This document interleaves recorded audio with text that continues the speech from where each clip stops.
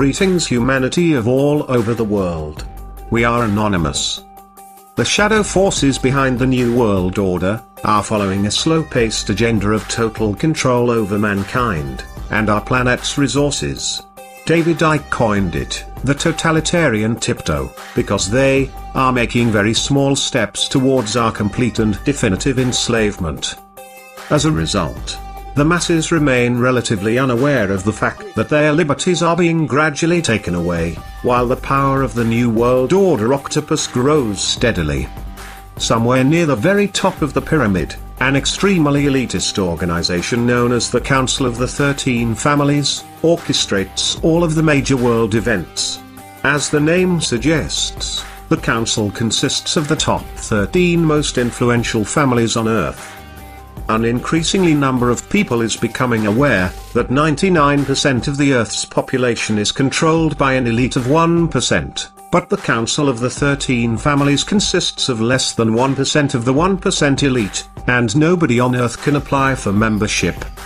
In their opinion, they are entitled to rule over the rest of us, because they believe that they are the direct descendants of the ancient gods, and consider themselves royal. These families are 1. Rothschild, Bauer, or Bauer. 2. Bruce. 3. Cavendish, Kennedy. 4. De Medici. 5. Hanover. 6. Habsburg. 7. Krupp. 8. Plantagenet. 9. Rockefeller.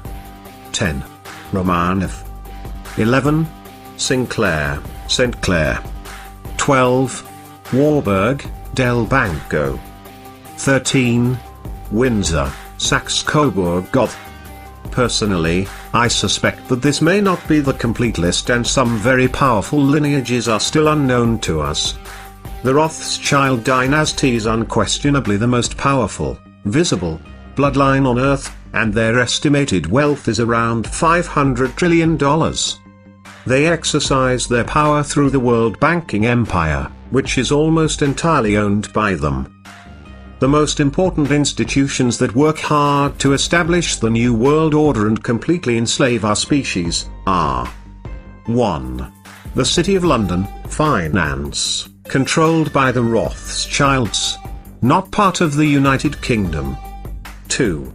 The United States Federal Reserve, finance, private bank, owned by the Rothschilds.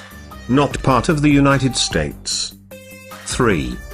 The Vatican City, indoctrination, deception and scare tactics. Not part of Italy. 4. Washington, D.C., military, mind programming, brainwashing and depopulation. Not part of the United States.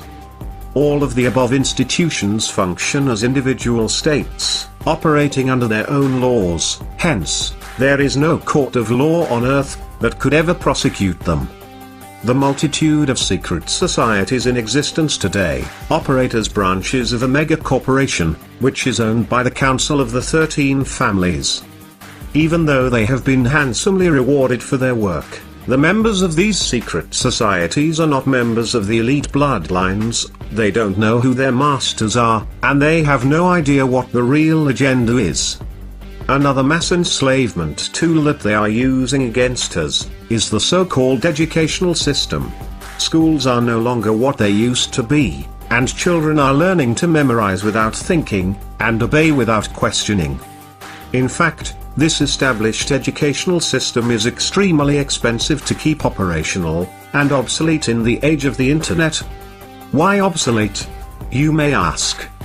Because the internet gives us free access to almost infinite amounts of information. So why are we still paying huge amounts of money for governmental education? Because the world's elite require that our children learn conformity and inside-the-box thinking. Mankind's faith is hanging in the balance right now, as the control of the New World Order octopus spreads. On the one hand, we are very close to our complete enslavement, while on the other hand, we could easily crumble to the ground their pyramid of power, by simply uniting against their deception in a peaceful revolution of minds, hearts and souls. We've asked for years what their greatest weapon of enslavement is. Is it poor education combined with constant indoctrination? Is it the fear generated by religion? Is it the fear of being punished, jailed, or killed by the system? Or is it the invisible enslavement of the monetary system? In our opinion, all of the above combined had a huge impact on our society and the way we think, but their biggest weapon is hands down the financial system. The financial system has stealthily enslaved our species, and now we are being used as currency slaves. We all work from 9 to 5 every day, in boring and depressing environments, not stimulated by anything creative or constructive. In most cases, the sole motivation for going to work is the next paycheck, and no matter how hard we work, we never seem to have enough money.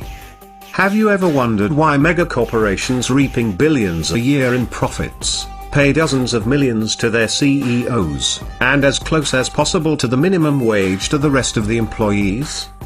This has been carefully designed, because a person that is constantly on the edge will never have time for self-education, introspection, and eventually, spiritual awakening.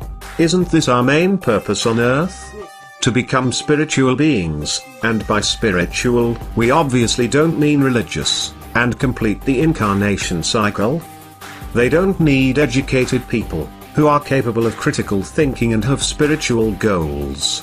No, this kind of people are dangerous to the establishment. They want obedient robots, just intelligent enough to operate the machines and keep the system running, but stupid enough never to ask questions. All of the world's biggest problems have their roots deeply embedded in the financial plague. Wars are profitable, diseases are profitable, Earth's plundering is profitable, human slavery and inhumane working conditions are profitable. Our leaders have been corrupted by money, and mankind's collective mission on Earth has been hijacked by money. So why do we need the financial system in the first place? Actually, we don't need it, at least, not anymore. The planet doesn't charge us a cent for using its natural resources, and we have the technology to extract them without physically working a day. More to the point, there are brilliant minds out there, discussing the concept of a resource-based economy for decades. One example is Mr. Jack Fresco, a brilliant industrial designer and social engineer, who spent most of his life designing the future. The cities proposed by Mr. Jack Fresco will be built by autonomous construction robots and will be eco-friendly and self-sustainable, earthquake and fireproof. Other people are already discussing the transition plan towards the economy of the future, where money are no longer required, and all individuals will be offered the best conditions to reach their highest potentials, all for the benefit of our species as a whole. So, our question is, are we ready to embrace the future and escape the control of the elite in a world without money? Or are we going to allow the New World Order plan to happen? We are all anonymous by default. United as one. Divided by none. To the rich, greedy, filthy slave creators. You will be removed. Expect that.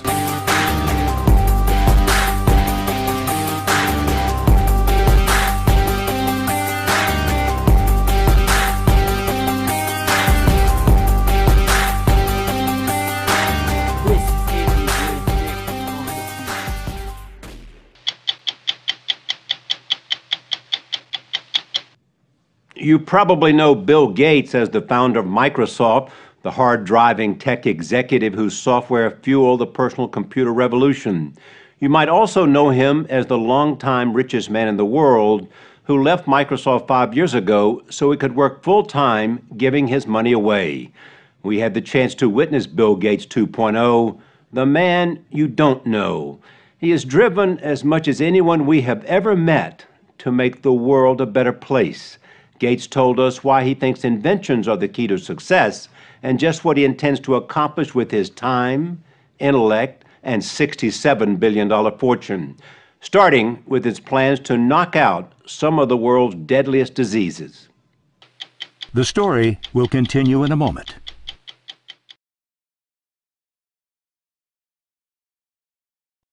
You're going to spend the next 20 years of your life trying to eradicate disease, yes? Yep. That's your mission. That'll be the majority of my time. Starting with polio. Get it done by 2018. Tuberculosis. Take probably 6 or 7 years. Malaria. Malaria is the one that the tools are being invented now, 15 or perhaps even 20 years, but start to really shrink that map. These are the people Gates wants to help. They are what he calls the bottom 2 billion, a third of the world's population that struggles on less than $2 a day. They are poor, hungry, lack electricity and clean water. Gates' most urgent goal, help the millions of children under 5 who die every year, 1 every 20 seconds, from preventable diseases. No one alive that I know of has said, my goal is to eradicate a disease, and then another disease, and then another disease. Yeah. This is somebody that dreams high. Yeah, because I'm excited about that, and it's doable. Today, Gates spends most of his time here at the Bill and Melinda Gates Foundation in Seattle. He runs it with his father, Bill Sr., and his wife, Melinda, whom he credits with being a driving force behind the foundation. There are over 1,100 employees to help them decide which programs to fund. But Gates still visits sites around the world to see what's working and what's not. I welcome Bill Gates to our school. The government of Ghana and all school-age children are grateful for your support. Very well done. Great to be here. The grants here go towards school nutrition. This is spinach. Improving agriculture. We don't have enough water in the river. And most important to Gates, life-saving vaccines. There you go. Thank you. Well, whenever you see a mother bringing a sick child into a facility, it's easy to relate to what if that was my child.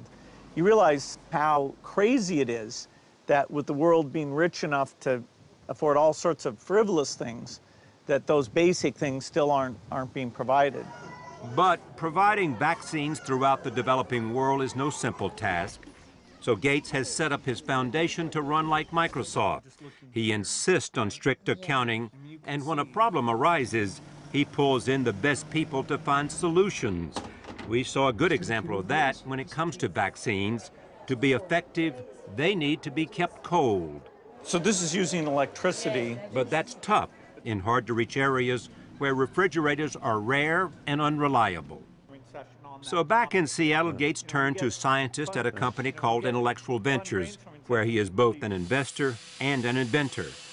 They created a super thermos using the same technology that protects spacecraft from extreme heat. Using only a single batch of ice, it can keep vaccines cold for 50 days. So here is the thermos. That's right. This holds vaccines for over 200 children, and it doesn't require any battery, any energy. Its walls have been designed to be such a good thermos that even in very, very hot days, inside it will stay cold enough to make the vaccines work. And then when you want to take them out, you just go in here, and there's a whole tray of the vaccines. Yeah. You take them out, it records everything you've done with it, the temperature. So it's a replacement for all those refrigerators that have been so unreliable. I mean, just look at this thing. Yeah. When we take it out in the field, people go, oh, that's amazing. Yeah. You can't do that. No matter how perfect the vaccine, if you can't get it to the people who need it, it ain't doing no good. That's right. And now, we need to get it to every child in the world. Gates is betting technology will solve other age-old problems like sanitation. 2.5 billion people around the world do not have adequate toilets. That means streams and rivers get clogged with debris and human waste, becoming breeding grounds for disease. The toilet is one of those things that's like a vaccine, where it really would change the situation. So Gates launched a global competition. Design a toilet that works without plumbing. We had over 20 entrants. We gave 4 top prizes. Some of them used burning, some of them used a laser approach. There were quite a few novel ideas of how you reinvent the toilet. And so this was one of the prototype designs of what a good-looking new toilet would look like. It actually processes everything down in here and then recycles water. Over the next 4 or 5 years, we think we can have a toilet that's every bit as good as the flush toilet. You can learn a lot about what motivates Bill Gates by visiting his private office. He showed us why he draws inspiration from the Italian genius Leonardo da Vinci. In 1994, Gates bought da Vinci's 500-year-old notebook. He had an understanding of science that was more advanced than anybody of the time. The notebook we have here is one where he's thinking about water, and he's looking at how it flows when it hits barriers and it goes around, comes back together. He's actually trying to understand turbulence. You know, how should you build a dam? How, does it erode away? It cost $30 million at auction, making it the most valuable manuscript in the world. For Gates, it is priceless. It's an inspiration that one person, off on their own, with no positive feedback, nobody ever told him, what was right or wrong, that he kept pushing himself, found knowledge in itself to be a beautiful thing. Gates scoffs at any comparison to the great Leonardo, but a look around his private office reveals a man equally obsessed with understanding his world. Can I look at these? Sure. This is the weather one, meteorology. Yeah. My very first course that I watched is this geology course. This is a whole series on the joy of science, mathematics, philosophy, and the real world. Gates' collection of DVDs contains hundreds of hours of college lectures that this famous Harvard dropout has watched. The more you learn, the more you have a framework that the knowledge fits into. When he's on the road, Gates, who's a speed reader, lugs around what he calls his reading bag. When he finishes a book, he posts his thoughts on his website, Gates Notes. What I'll do is I'm reading these books. Oh, look at that. I'll take notes. Oh, these are your notes already? Right. Huh? Look at this. No, I love to take notes on books. So I just haven't written it up yet. How long will it take to read all of this? Oh, a long time. Thank goodness for vacations. I read a lot. But Gates isn't just reading books for pleasure. He is determined to use his knowledge to back groundbreaking innovations. Take this high-tech zapper. It is a laser designed to shoot down malaria-infected mosquitoes in mid-flight. And Gates showed us one of his boldest and, he says, most important ventures, a new kind of nuclear reactor. It would burn depleted uranium, making it cleaner, safer, and cheaper than today's reactors. And your fuel lasts for 60 years. So during that entire time, you don't need to open it up, refuel it. You don't need to buy more fuel. So there's a certain simplicity that comes with this design. And when could it come on stream? Best case would be to have a prototype around 2022. Bill Gates calls himself an impatient optimist, a description his wife Melinda says was accurate even when they met over 20 years ago.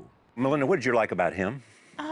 Just his curiosity and his optimism about life and this belief that, that you can change things. I mean, he believed that clearly in Microsoft. He was changing the world with software, and he knew it. Is the curiosity a shared curiosity, or are there different curiosities? Well, we both have curiosity for lots of things. Bill, at this stage in our life, also gets more time to read than I do, quite honestly, with 3 kids in the house. Yeah. But the great thing is Bill will go read an entire book about fertilizer. And I can tell you, even without 3 kids in the house, I'm not going to read a book about fertilizer. Yeah. But he loves to teach. And so as long as I have time, we'll spend time talking about that. What is it about a book about fertilizer? I mean, seriously. Fertilizer is very interesting. We couldn't feed a few billion people would have to die if we hadn't come up with fertilizer. How do you find a balance in all this? Father, chairman of a major company, a foundation, and then all these other ventures. How does the balance come to you? I don't mow the lawn. You found somebody to do that? Absolutely. He's come a long way from that teenage prodigy obsessed with writing computer code. Over nearly 4 decades, we've watched Bill Gates help lead the digital revolution with what he now admits was a fanatic and relentless determination. You guys never understood. You never understood the first thing about this. I'm not using this thing. In the early years, there was a demanding guy, there was a driven guy, there was an obsessed guy, there was, some say, an arrogant guy. Have you changed? I've certainly learned.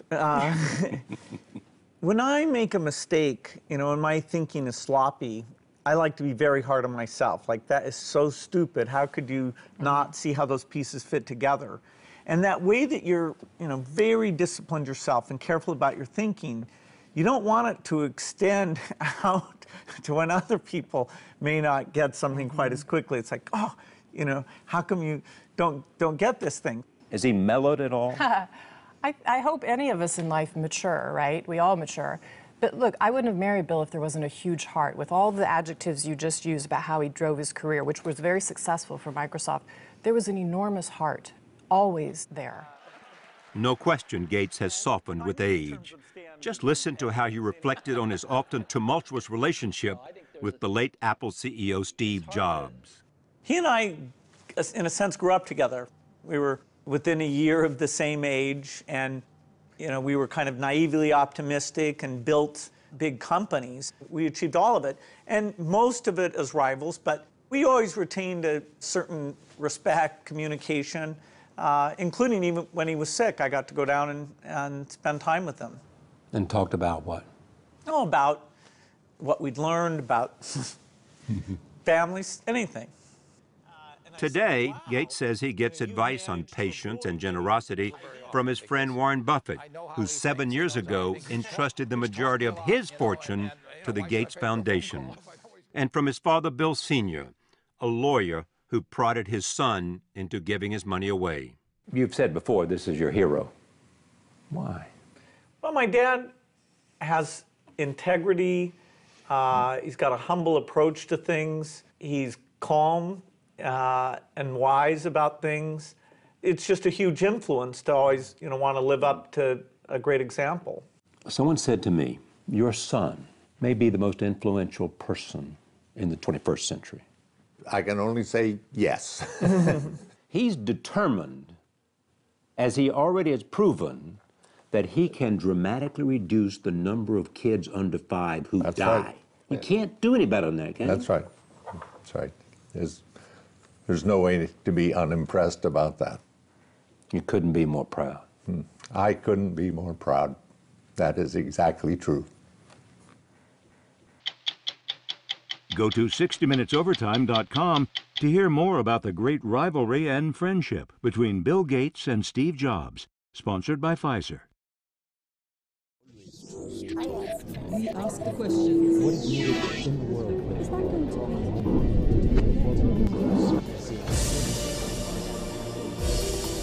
Meet Africa's richest man, Aliko Dangote.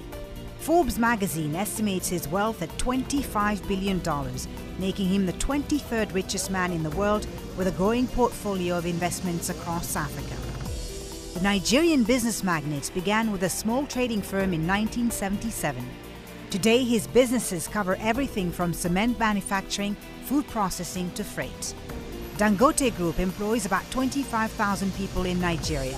It is building cement factories in 16 African countries and buying mining licenses from Kenya to Zambia. Aliko Dangote has taken on the aura of an economic folk hero for some, turning a loan from his uncle into the most successful business conglomerate in Africa. But to others, he is a villain who's used his political connections to sideline the potential competition. Aliko Dangote talks to Al Jazeera.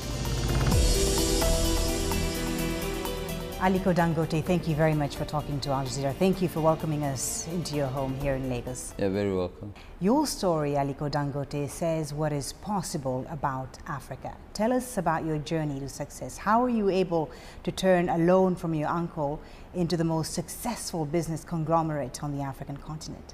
You know, I mean, Africa is full of opportunities. And I think what we did was to actually harness fully the opportunities that, you know, we met on the ground. I mean, we've done quite a lot in various areas. We started first, you know, with trading.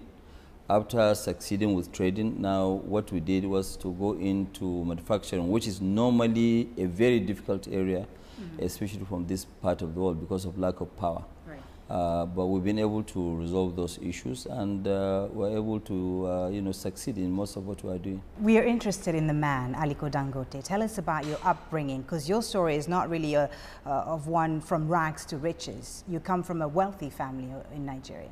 Well, I came from wealthy family. My grandfather was my great-grandfather from my mother's side was actually very, very wealthy, Alassane Tata.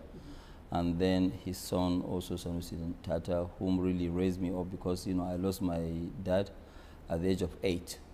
And, you know, so after educating me, now, you know, he gave me a loan of which I was grateful, and I paid back in 3 months, you know, because business was so good. And, you know, I was able to establish myself from the trading to, you know, manufacturing, and now to a lot of daring things, you know, like refinery, the agricultural process that we're doing, and also the, you know, fertilizer. Right. As you say, your business spans a lot of different sectors: cement, flour, salt. Yes. Let me just ask you this: why commodities in a country like Nigeria, where oil is king? Why not get into the oil business right away?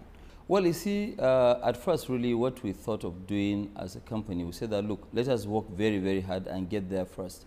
You know, because if we had followed that trend of dealing in oil, would have actually tainted our name, you know, that name, because, yes, you know, the household name, because people will always think that, look, you have made this much money because you did a lot of unethical deals in oil industry, you know, because you know the story of the oil industry. So we actually kept out of oil at all and just concentrated on food items. As you mentioned, you're going up the food chain now, getting into energy, and in particular oil and gas refining. Nigeria has a lot of oil, but not a lot of refined gas, and it has to import most of the motor fuel and fossil fuel. Yeah, more than 90%. Of course, and you know, a lot of people feel that Africa could grow a lot faster with more of its own refinery capacity. So tell us about this project that you've started, and also, how tough is it going to be for you? I mean, it must be very challenging, because you're going to be competing against the European, the Chinese, and the American companies who are all elbowing each other to satisfy Africa's energy. You know, what we're going to do now, really, we're going to do 500,000 barrels. It was 400,000, but we're upped it now to 500,000 barrels of oil refining per day. Then petrochemical of polypropylene of 750,000. Metric tons. I know that, yes, it's very, very challenging, but that's what we like. You know, in Dangote Group, we like challenging things, and we like to make sure that we do things where we'll make our country proud and also self-sufficient. So once we do this, Nigeria will never ever import any oil at all. No petroleum products, zero. You know, we'll meet up the full capacity, and we've taken up a land that will allow us to grow 3 times. You know, so we have plans of also further growth. But the challenges, I think, will be able to surmount most of them, because, number one, we're a local domesticated refinery. So most of the logistics cost will not be there. And then we don't have to pile up a lot of petroleum products, you know, in stock, because the refinery is there, it's working. Obviously, yes, maybe we'll have about 15, 20 days of reserves, but that's it. Let me talk about the foreign investment in this country, in China in particular. China's presence on the African continent is huge. China has ramped up its investments in Africa. Is China's presence, in your opinion, a win-win for Africa, as they put it? I think it is a win-win situation. We happen to deal with a lot of African, Chinese companies, and you know, we've been doing very well as contractors. But you see, most of what is happening, the Chinese are coming here mainly for mineral resources, for what they need. But setting up local domestic industries, I'm not really seeing Chinese people participating in local domestic industries. They are very big in construction, they are very big in providing infrastructure, but really bringing foreign direct investment, they are not as much as the Europeans. Because a lot of African businessmen, especially at the local level, complain about the Chinese competition. Well, they complain about maybe different competition in the sense of maybe smuggling of textiles, for example, in Nigeria, because they don't have textiles here, but they are smuggling it in here, where they have killed most of our domestic local textile industries. But participating in the real economy, I've not really seen Chinese doing much there. Why do you think Africa can succeed without relying on the foreign investments like the Chinese investment and the European? Africa, can they really do it? Because nobody can do that. You see, what we need to do as Africans, first of all, is to show that confidence that yes, it is possible. It can be done, and then the foreign investors will follow suit. There is nowhere on earth where foreign investors will go and create an economy or make that economy great. No. The local people must move first. Right. When they move first, then they will be supported by the foreign investors. The richest man in Africa for the 4th year in a row, Aliko Dangote, 23rd on Forbes' rich list around the world. How does it feel being so in a continent which is, for the most part, still afflicted by poverty? Well, it feels a little bit odd, yes, it's true, but then it gives you a lot of thinking and responsibilities. You say, okay, fine, what do I do to impact humanity? You know, and that's why we do quite a lot in terms of our foundation. We spend average of $100 million in Dangote Foundation, which we set up in 1993. And then again, I've just did additional endowment to the foundation, which was $1.25 billion. With that, yes, we do that on the philanthropic side. But then, in terms of creating of jobs, we now have this farm which we have developed. I mean, we're doing almost about 120,000 hectares of rice land, you know, and then we're doing 260,000 hectares of sugar, which we are targeting to do 1.5 million tons of sugar in the next 5 years. This will create 180,000 jobs. So you feel like you're giving back, you're doing enough? Well, we're giving back because we're creating quite a lot of jobs. We're not doing like other Africans where most of the money is in the bank. Right. We don't keep any money in the bank. Whatever we have, we fully invest, and we keep on investing, and that's what we do. Let me ask you something a bit more personal. How do you stay grounded? I mean, you seem like a very simple and humble man. You know, usually in Africa, when people are rich, they tend to flaunt it. I speak here from experience. How do you stay grounded? Which experience did you?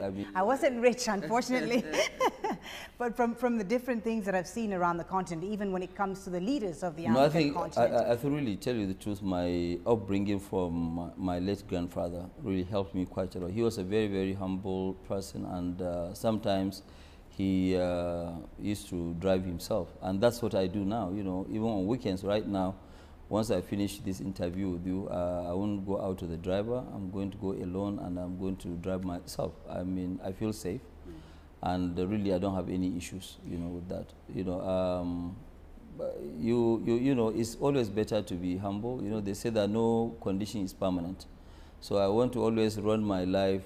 Whether I have money or I don't have money, I can run it, and it's true. I'm sure your life is more expensive to run than mine. I don't know about that. Well, I'm sure. Nigeria is Africa's #1 oil exporter, as we've said, but also probably the largest importer of petroleum products. A paradox, because really it's a system that's full of corruption. There's no denying it. So you've said, and I've heard you say this in several interviews, that corruption doesn't stop business. What do you mean by that? Well, corruption doesn't stop business. There's no country without corruption. Even our own in Africa is well pronounced because we have very weak institutions. You know, what you need are very, very big institutions so that when you cross the line, there's somebody that will deal with you squarely. But, you know, be it in America, in Europe, or anywhere, I mean, these are countries that also have corruption, not at the same level with what we have in Africa. But in a country like Nigeria, for instance, sorry to interrupt you, Nigeria is ranked 144 out of 177 on Transparency International list of corrupt countries. Okay. I don't know the number. But it's known to be a notoriously corrupt country. So my question is, your journey to the top in a system that's notoriously corrupt, you must have had to pay some kickbacks and so on. Let me tell you something. We have actually never ever paid anybody any kickback at all. Never. And that never, honestly. But when you look at it also, when people are busy getting what you call waivers to make money here and there, we don't do it. If we really wanted to make money, you know, especially that I've been close to almost every president that has passed through that seat, you know, I would have actually, you know, gone into oil.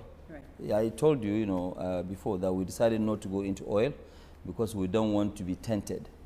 You know, so you don't have to pay. It's not everybody. When you say yes, You cannot generalize that, yes, it's a corrupt nation, everybody is corrupt. No, it's not a generalization, but the reality is that. It's true, but you know, there are also a lot of people who are busy fighting the corruption. Some are fighting it, some are, you know, trying to expand it, you know, but I think the government is also trying quite a lot to stop. But it's true, it's an issue that has been on for a very long time. Stopping it in one day is not possible. Do you think the government is serious, this current government is serious about tackling corruption? I think, yes, they are. They've been, you know, saying it. I'm sure you must have heard them maybe 10, 20 times, but they are very serious about it. There's no nation that will allow corruption to go deep into the society. You try and stop it, yes, people will fight you, but you have to fight them. As a government, you have all the powers. But that's why I also mentioned we need very strong institutions. Very strong institutions will help Africa a lot. And Africa lacks these strong institutions. Right. You've alluded to this, that you've been very close to the Nigerian government. They've supported your venture. At one point, your company had exclusive imports rights in sugar, cement, and rice. No, we have never had exclusivity. But you have, there was nothing like exclusivity. There was nothing like exclusivity? Nothing whatsoever. So nobody, in fact, you know, right now, if you look at it, let me give you an example. We have invested heavily, maybe $6–7 billion in cement alone. But some people are saying, no, we're not happy because they are too big in the, you know, cement business. And this is what my question is. What do you respond to those who criticize you and say that you've benefited greatly of government favoritism, which has allowed you to collapse all competition and small business in Nigeria and establish yourself as a sole importer or manufacturer? What do you respond to those critics? Well, first of all, there was never any time where we were the sole manufacturers or sole importers or whatever of any item. It has never, ever happened. Only maybe during when we took risk. Let me give you an example. There was nothing like sugar industry in Nigeria. You know, and everything was imported, maybe small, the farming side. We took a risk in 1999 and opened up a refinery which we built with about $250 million then. Okay, so if we are the only ones having that sort of refinery, nobody was stopped.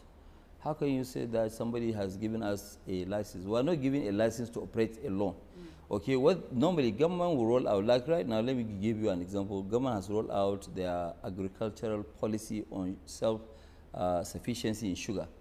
Okay, nobody is investing, maybe two of us. So tomorrow, when we are successful, somebody will rise up and say, no, this is a monopoly. It's not a monopoly because nobody has been stopped. That's number one. Number two, government has always been begging people to come and invest. So if we heed the call of government to go and invest, is that a problem with that? But can you understand that some people may see your close ties with the government, whether it's former President Obasanjo or the current government, as they can see it as a sort of favoritism? Could you understand that? Let me tell you something. You know, during the regime of Obasanjo had never ever given me anything directly. And, you know, I know that you helped finance his campaign, according to it. No, well, you know, whether I finance his campaign, but when I finance a campaign for anybody, it has no relationship. There are some African presidential campaigns that, yes, we fund, or we are part of the funding, but we have nothing to do even in the country. What we are looking for is good governance. Okay, so today, for example, you know, during Obasanjo's regime, which favors were we given? The greatest thing that we have actually hooked on was that Obasanjo said that, look, importers of cement, we don't want to see any imported cement. What we want you to do is to make sure that you go and do a backward integration. Produce the cement locally. We have everything. And that's what we have been able to prove in 7 years. So does Aliko Dangote then epitomize the free market at work in Nigeria? Oh, yeah, we do. In fact, look, you see, today, I am also a co-chair of the Nigerian Industrial Revolution. I've served in Foreign Investment Council. So if I serve on that one, my own duty today as a Nigerian, not as Aliko Dangote, is to keep convincing people to come and invest in Nigeria. And I keep telling people that, look, Nigeria is the best kept secret. If I don't want competition, I'll just sit down and keep quiet. But I think the country is much, much larger than my interest. Right.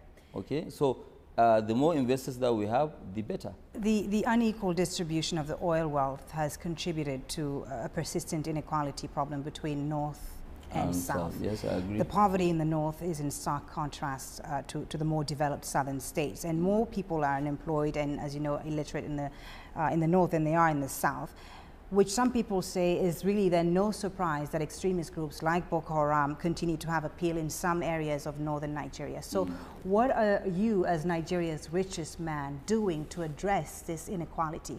Are you investing in the North? Because it seems that no one seems to be interested in investing in northern Nigeria because of the rising insecurity in the region. What are you doing for your... What we are doing right now, we're investing about $2 billion alone in sugar plantations, you know, to make sure that we make the country self-sufficient. And 100% of this investment is up north. You know, almost about 55% of our cement production is up in the north central part of the country. In the northeastern and northwestern part of the country, that's where we're doing this sugar. In part of the north central, which is Niger State, and also Edo State, the northern part of Edo, we're also growing rice. But in a nutshell, we'll be spending almost maybe up to about $2.5 billion by creating 180,000 jobs. And that's just a start. Right. So you agree then that to address the threat of Boko Haram, you need to... I said it before. To address the fundamental problems of the Yes, I said North. it during the World Economic Forum that, look, part of the only thing that we can do to stop Boko Haram is to create jobs. Because when you create jobs, they themselves, they will find it very difficult to recruit people to join them. Because, you know, everybody will be busy. But you are right, it is also very dangerous to allow people to just sit down morning, day and night, 24 hours, 7 days a week, while they have nothing doing. Right. Yeah, definitely. I mean, it's a recipe for crisis. Nigeria recently overtook South Africa as the continent's largest economy, but you wonder how much direct investment can this brand new economy truly bring if Nigeria is still defined by insecurity? Well, what do the you people, know, the investors that you deal with, the foreigners that you deal with, what do they tell you about this particular issue? Well, you see, it depends on the appetite of the investor, but I can assure you the insecurity and all the challenges that we're facing, it's true, we're facing. It's not good for me to tell you here that we're not, because it's a well-known stuff. But also, it does not stop people who really want to invest. Because, you know, the country is very large, they can invest in some Do you think the government sectors. has handled this security issue well? I think they have tried, you know, their best, but they need to do more. That's the truth. I'd like to talk about religion, a sensitive issue in Nigeria. You were educated at Al-Azhar University, yes, which is the highest institution of Sunni Islam. What role has religion played in your personal life? I'm actually very, you know, it's not always good, whether you're a Muslim or a Christian, it's not good for you to be too extreme in your own religion. We all worship the same God, it's just different of beliefs, you know, you believe in this or whatever, you know, but religion is something that is between you and your God. And I personally don't believe that, you know, I think we should practice mostly what they are practicing here in the South, because in the South you see that, yes, somebody, even in the North, I've seen some of my friends, they are married Christian, you know, women, and they did not ask them to change their religion. So more tolerance. Yeah, you know, so it's not even allowed. You know, I mean, if you want to now go and marry a Christian, if I'm going to marry a Christian lady now, unless she believes in my religion, I'm not going to force her to change. What do you respond to those who blame religion for the social, economic, and political state of Nigeria today, who say that the lack of separation between state and religion is really the main problem in Nigeria today? Do you agree with that? No, I don't really agree with that. You know, I mean, the state does not really play. It's a very liberal, you know, state. It's a country where we say that we're secular.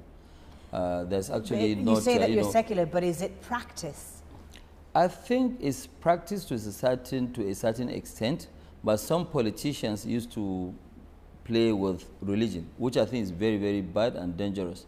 You know, it's not good for anybody to use religion as a game. You know, I mean, that is between you and your God. So I think they shouldn't. Really. Some people fear that what Boko Haram is doing right now in northern Nigeria could lead to a breakup of the country along religious and ethnic lines. Do you believe that could happen in the future? Well, you know, let me also tell you something that maybe what people need to know. Do you know or do you realize that Boko Haram have actually, people that they killed so far, 70% of those people are Muslims. So how do you define, you know, this, you know, so it means that they are not fighting Christians. I think there are just some people who are trying to create issues and problems in Nigeria, hiding under this, you know, Boko Haram issues. You know, I mean, it is a pity, but I'm sure now everybody has woken up, and I'm sure everybody will do his best. It's not only government alone that will do it. Almost every single person in the society will have to rise up against this, you know, madness. Everyone has a role and responsibility. Everybody has a role and responsibility. So as you said yourself, you're from the prominent Dantata family of Kano State, who have a great deal of influence in Nigeria's Muslim community. You have a lot of money, Aliko Dangote. You have strong political connections. So have you ever considered running for office? Have you ever considered leaving business and getting into politics? You know, it's just like clapping. There's no way you can clap with one of your hand. You need another hand. You know, even when you go into politics, if the economy is not doing well, what are you going to rule? You want to rule people in poverty, right? Which is not right. So I think people who are specialists in politics, we will support the good ones. They will go and run the, you know, the political side of this. My own role is to see how can I develop Nigeria? How can I create jobs? What gives me joy is how many people I've actually helped through job creation, through doing so many things, you know, and in future I want to make sure that Nigeria is self-sufficient in rail lines, in power, in a lot of things. So I can do my own contribution. I don't have to become president of Nigeria to change So those who say Aliko lives. Dangote for president, you tell them? No, nothing. I've never heard that word. I'm only hearing it for the first time from you. No, I've read it many times. A lot of people think you can well, make you it. are telling me. I've never heard it, you know. But no, I mean, to be serious, I don't have any intention with that. Aliko Dangote, thank you so very much for Thank you talking very to much. us. Thank you for your time. Thank you.